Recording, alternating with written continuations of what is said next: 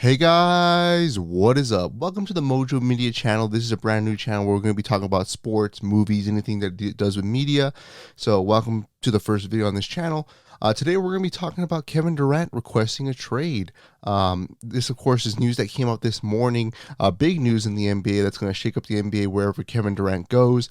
I kind of just wanted to give you some of my thoughts on it, some quick thoughts, because I know there's going to be a lot of videos out there talking about this topic.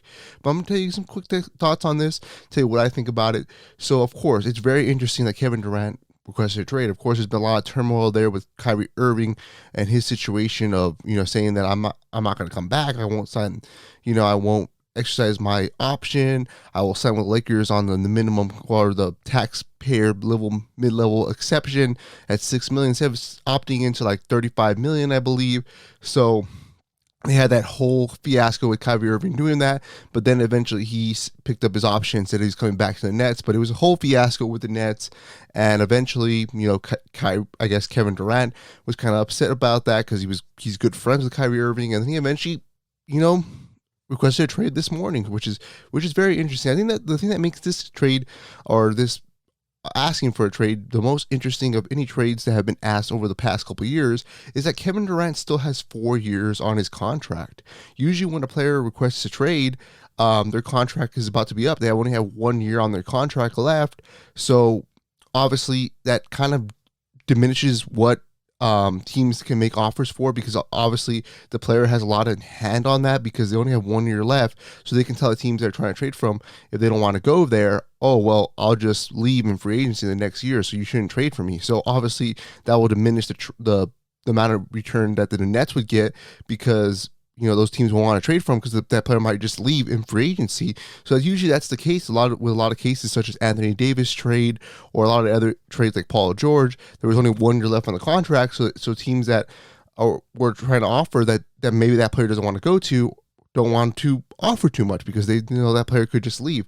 But like I said, the difference in the Kevin Durant contract is he's got 4 years left on it. So that means a lot more teams might be interested in offering a trade to the Nets because there's 4 years left on his contract. So even if he doesn't want to go there, they could just say, oh, he has 4 years, so obviously he's got to play, at least 3 or 4 years with them. And if he leaves, no matter, maybe he won a championship during that time, so at least they got 4 years out of Kevin Durant. So I think that's the main difference in this trade, is that, yeah, Kevin Durant has his specified destinations where he wants to go, which I've heard is, the Suns and Miami Heat.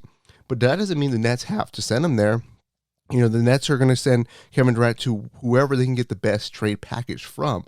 So I think that's the biggest difference in these talks of trades. Obviously, Kevin Durant could say, oh, well, if I go to your team, I'm going to cause trouble.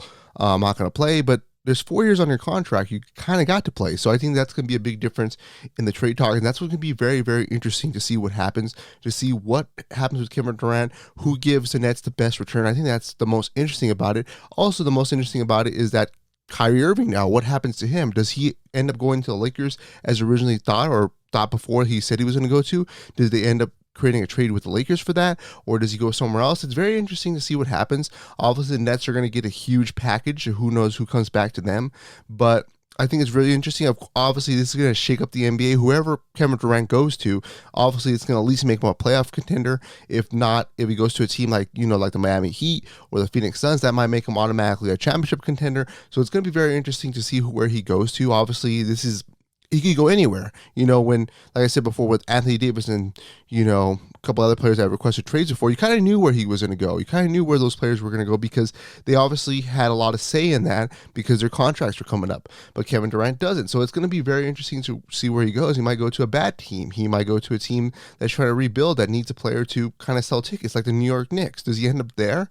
Does he end up a New York Knicks who were not quite a championship contender? I don't think with Kevin Durant would make him one.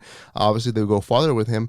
But does he end up going to New York Knicks? Does he end up going to a different team like the Detroit Pistons that are a smaller market team that don't have great players at all? Who knows what happens with Kevin Durant? It's going to be very interesting to see. I just wanted to make a quick video about it, tell you my thoughts about it, what I think about it.